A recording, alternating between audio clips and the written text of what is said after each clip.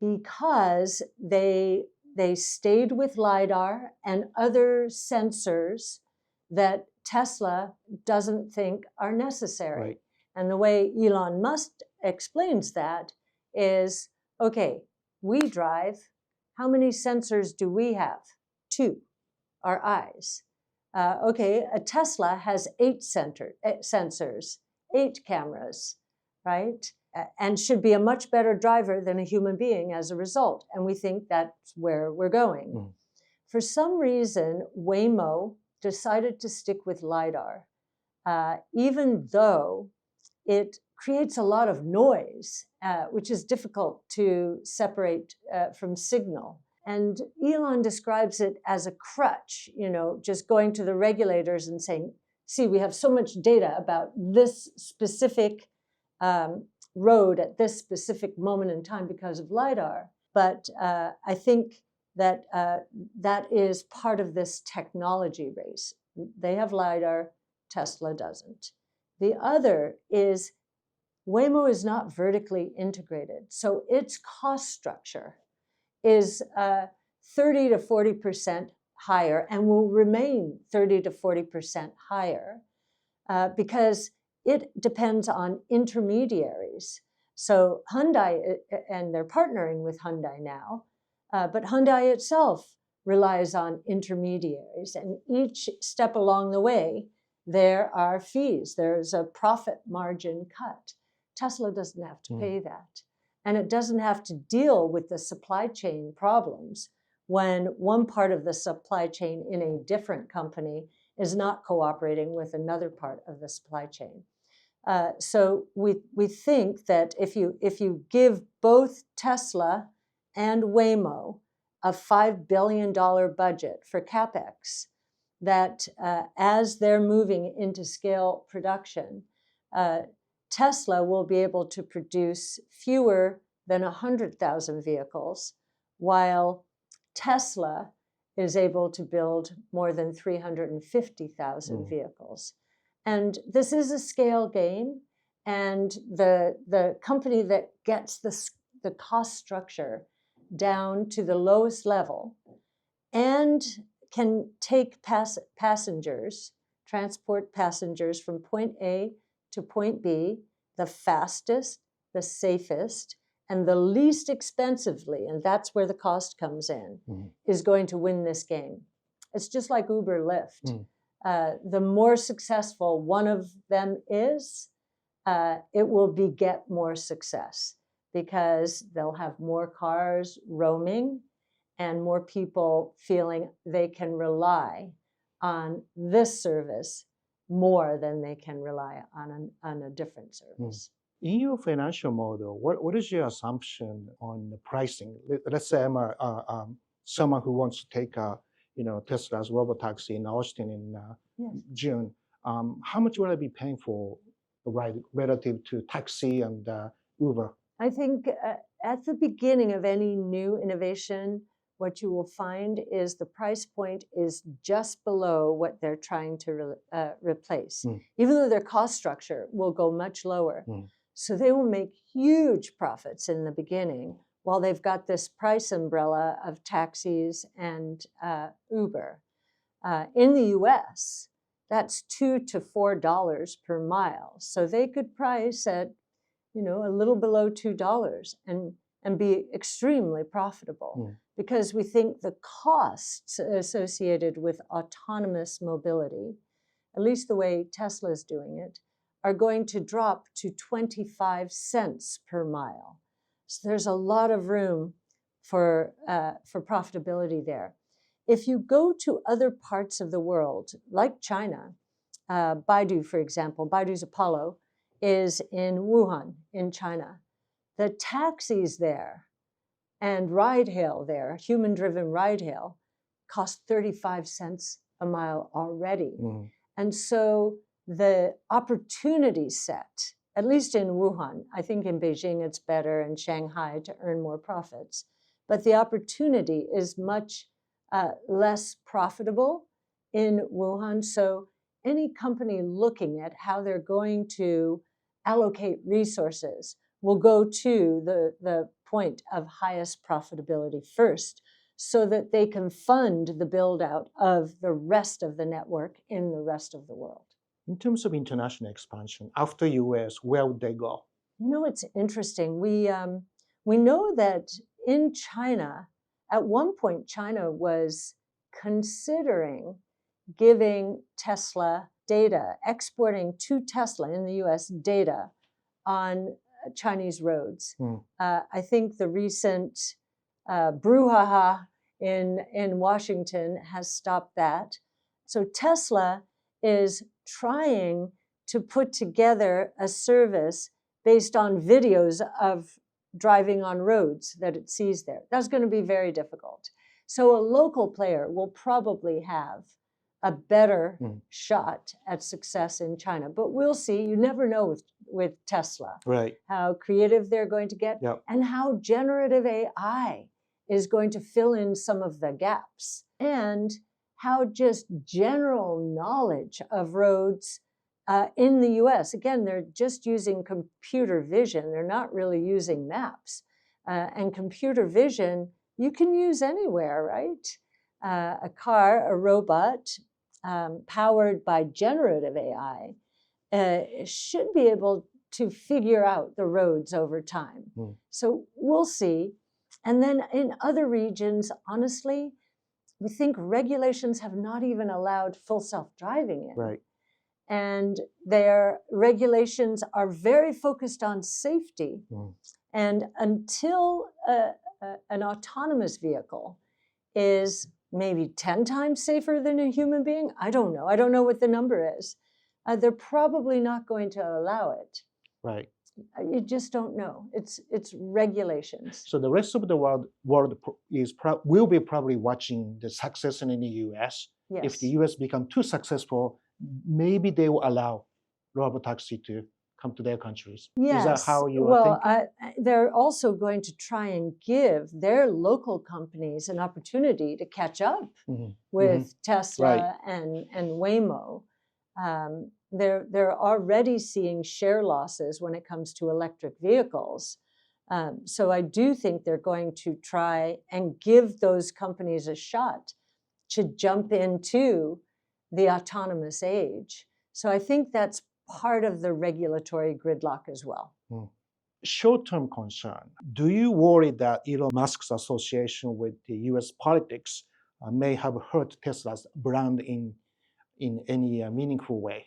Well, it's certainly hurt. I mean, it's been in the news, but then you have two factions here. Most people in the United States are good and decent people. And even to those who don't like Trump, they're probably, even if they won't say so out loud, they're probably saying that's wrong. And so it's getting the headlines. And so I'm sure that there's a certain part of the population, we are seeing it, who used to own a Tesla and saying, I'm not doing this anymore. So there has been some of that, but that's what gets all the headlines. What you don't see are those people, those on the Republican side. Sure, there are drill baby drill advocates of internal combustion engines, but also in both the Democrat and the Republican side, there's this desire to be, very innovative, to be number one in innovation. And this is the biggest AI project on Earth, autonomous mobility. And so I think the American DNA is probably going to weigh in here and say, wait a minute, this is ridiculous.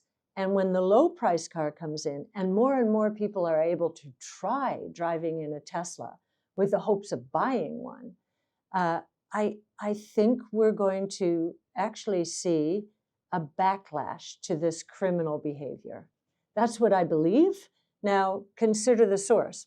I have no idea if I'm right. I think what the criminals are doing is wrong. I think decent people in the US think it's wrong. And oh, by the way, Tesla is equipped with cameras, and they're taking pictures of the people who are creating havoc out there.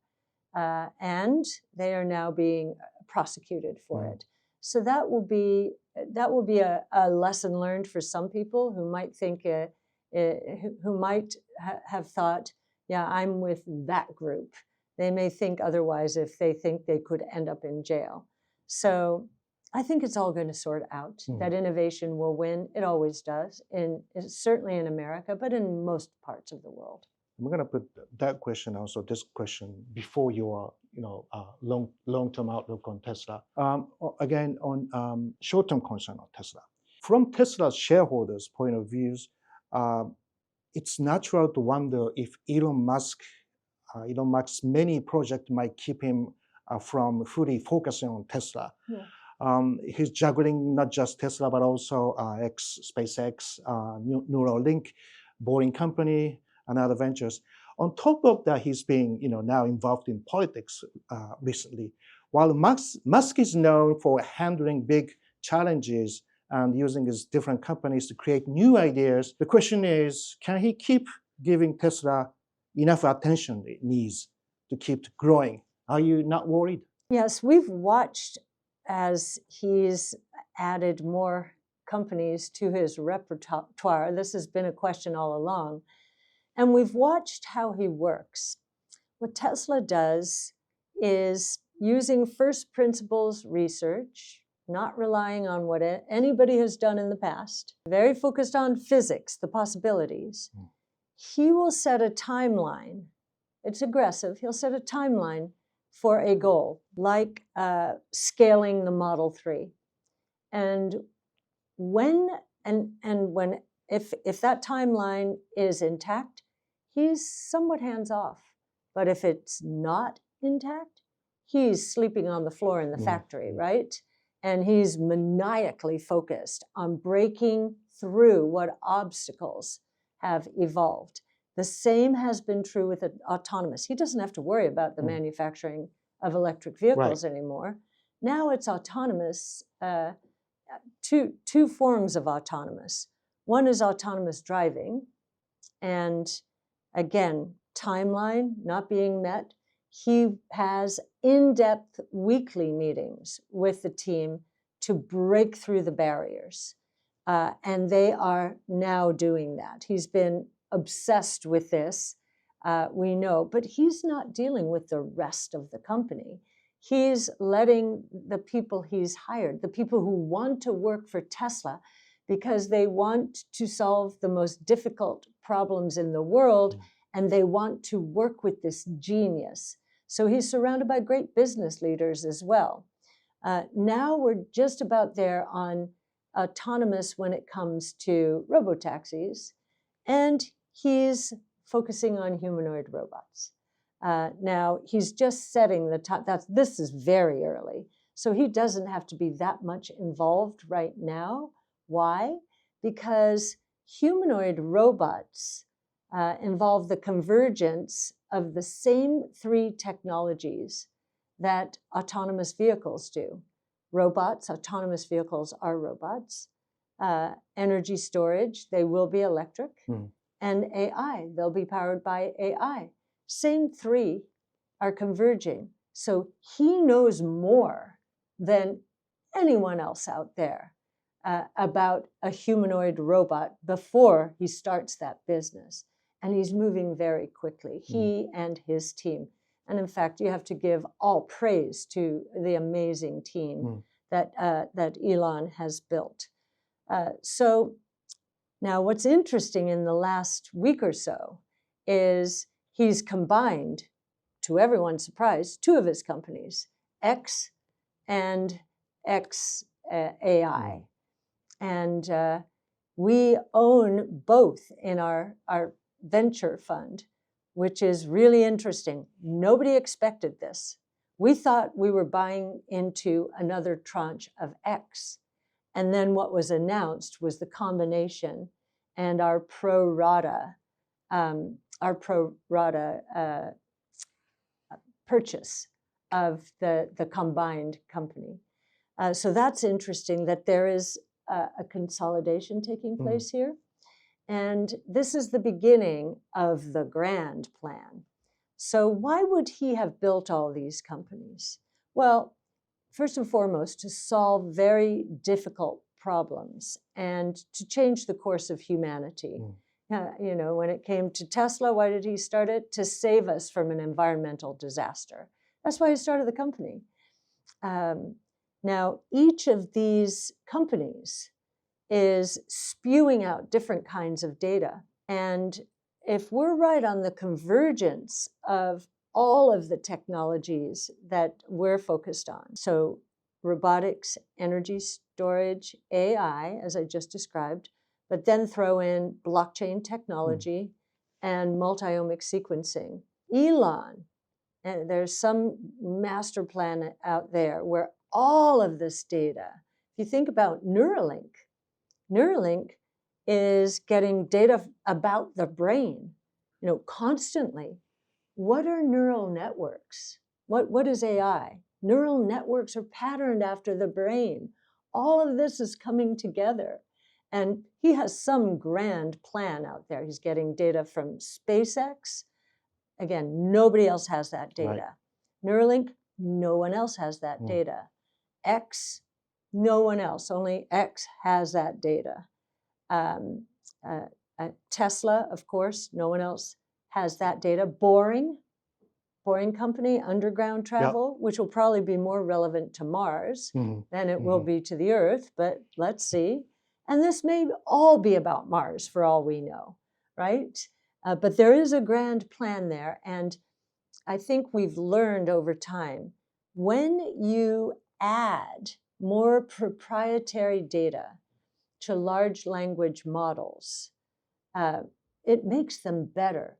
More proprietary data from orthogonal data sources. They have nothing to do with each other, supposedly. Well, I just described Neuralink, the brain, and XAI, the large language model. They probably have something more to do with each other than we now understand. So I think this is evidence that Elon Musk is really the first visionary CEO to see the world as converging, as a convergence of technologies. We think there are these 5 major platforms. They evolve 15 different technologies, and they're converging. He understands that. And we have a beautiful sphere in our big ideas, where you can see all of these technologies, and you can see how they are connecting to one another. And if you look from one year to the next, you'll see the lines thickening, especially with AI, because they're having so much more of an impact on every other technology. For example, blockchain technology. Now that we are all going to have AI agents doing work for us, well, we have to pay those AI agents, and some of it may be micropayments. That's perfect for blockchain technology. And Elon did say at one point that he expected to have a super app. This is when he bought Twitter. Now it's X. He expected a super app. I think a super app involves not just payments, but also all banking services, commerce, and this agent-to-agent ability to conduct business. So I think he's got lots of grand visions in his mind, and it depends on how quickly he pushes the technology, or the world pushes the technology. That's a very important thing to consider. All of the breakthroughs are dependent on unit growth. As you know, Wright's Law, I think you have a t-shirt of Wright's Law, if I'm not mistaken. Did I give it to you? If I didn't, I'm going to give it to you. I don't have it. You don't have it. We'll get you that. Thank you. Right, Alan? We've got it. Wright's Law is a function of units. And Wright's Law says for every cumulative doubling in the in the units produced by a new technology, costs decline at a consistent percentage rate. So every cumulative doubling is 1 to 2, 2 to 4, 4 to 8. And each technology submits to a different learning curve or cost decline. When the US automakers started pulling away from from electric vehicles, we began to think, oh no, in order to get the battery pack system, the drivetrain costs down, we need everyone's units to grow. And they were pulling away. And of course, the right answer was, don't worry about them. China's going to do that. So they've been driving the units. It's very important that this is not just Tesla. We did, in our Big Ideas piece, put out a chart where we said, you know, Tesla in the US actually could do it all by itself, physically, potentially. It'd be very hard. But now we've got a lot more help from China, BYD in particular, driving down the unit costs. So it looks that he's too busy thinking of many, many things, but eventually those entities that Elon Musk has will be, there'll be synergies being created for the benefit of Tesla. Absolutely. And you know, you can tell how good his management teams are. Look at SpaceX. He really doesn't spend a lot of time there. I mean, he goes for the fun stuff for sure. And I'm sure when management reports to him an obstacle that is keeping them from accomplishing a goal in the timeline that they have set for themselves, he's in there. But, you know, ever since they landed Falcon 9 and created reusable robots, okay, that's he's not involved with that anymore. Now he's on to Starship and getting to Mars, right? And of course, that's a bit of a longer time frame. So his businesses are on track without him with his hands on. Well, when they're not on track, he's there. Got it. And, you know, even if he has to work, you know, 8 hours by President Trump's side and another 4 hours, or 10 hours and another 4 hours. That's the kind of person he is. He says he's working all the time. He doesn't really want to do anything else. And that's because he feels he's on a mission. And this is about more than money. This is really about transforming the world and making it a better place, truly. And then taking us into the rest of the universe. You somewhat mentioned on the Optimus. What's going to happen on Optimus going forward? How will we be surprised by the theme of Optimus? So the surprise to us in the last couple of weeks, when Elon basically went to Tesla to give his employees a pep talk, saying, we're going to be fine. Right. In the midst of all of this criminal activity. He started talking about the future and how bright it was for Tesla and so many others. He talked about scaling to 5,000 and then 10,000. Well, first he said 10,000 and said, well, maybe it's 5,000 first. So this is happening much faster than we expected. Unlike autonomous taxis, robotaxis, that happened more slowly, but the bridge was FSD, so we understand that. Humanoid robots, because of the learnings from robotaxis, is happening faster than we expected. And from what we can see, there are 2 other humanoid robot companies out there. We own them in our venture fund. One is Figure AI, and the other is Aptronic.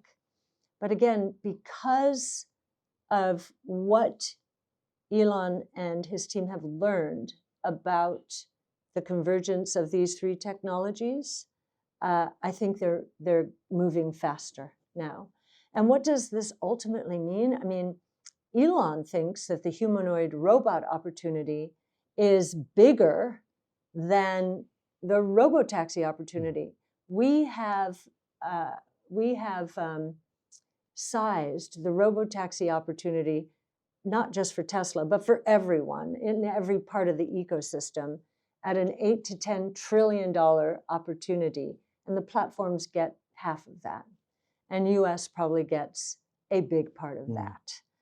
So very big opportunity for Tesla. He thinks the humanoid robotic opportunity is much bigger. We think that he's right. And in Big Ideas, you'll see that we've sized the market for both manufacturing and the home. And they're equal. We think each one alone is a $13 trillion opportunity. So Sam Corris has done that work. Tasha Keeney has done the autonomous robotaxi work. And so they're feeding each other's models now. And that's just a really good example of how our analysts collaborate. Let's assume it's 2030 now, and robotaxi is fully priced into your stock forecast. What's next for Tesla? So I think this humanoid robot, many people aren't taking it really seriously because it is so early, and they seem so clumsy now. But we're seeing refinements. In fact, in the employee pep talk, he described that the fingers are now able to operate not at just 11 degrees of freedom, but 22 degrees of freedom. And you can see ultimately hands doing, I don't know, at least 380, if not 360. Who knows? And we can't imagine what they're going to be able to do. We can imagine in the home. A lot of people say, well, aren't robotaxis going to take a lot of jobs? Well, robotaxis are going to do today what tractors did when we were all migrating from the farm, right? If you think about what tractors did, they liberated a lot of family members who were only paid room and board. They didn't make any money. They just had food and a shelter, and they were able to gain independence and go out and create their own lives. Now, that went from unpaid work to tractors. So nobody lost their jobs. They weren't being paid for those jobs. Nobody lost paid jobs. It's a little bit the same in the home, right? Our earliest experience with a robot in the home was a dishwasher. That's a robot. People spent a lot of time doing that. Right. Now we're really happy. We don't have to sit there for 2 to 3 hours, or every so often. We can just pop it in and forget about it. But that's not true when it comes to food preparation. We're all kind of slaves to the meal, right? You have to go shop. You have to prepare the meal. Then once the meal is prepared and served, there's the cleanup. Well, there are big roles there for robots. And again, this is Sam Corris's work. We've sized the opportunity, and this is also in Big Ideas. We believe that's almost a $250 billion revenue opportunity. The dishwasher, just to give you a sense of that, is running at $8 billion. I think this is a US number, $8 billion in sales per year. We think this humanoid robot business could scale that to nearly $250 billion. That's just in the home. In manufacturing, we think it is also a $13 trillion opportunity. And one of the things that we think is so important to kickstarting this is, or it dovetails nicely with President Trump's desire to rebuild the manufacturing sector in the United States. from the early early 2000s, yes, 2001, to today, we lost more than half of our manufacturing to other parts of the world, right. primarily China, and he wants to bring it back. Well, if you think about the labor cost differential between China and the US in particular, what could happen here is we'll be able to bring it back in a fully automated way.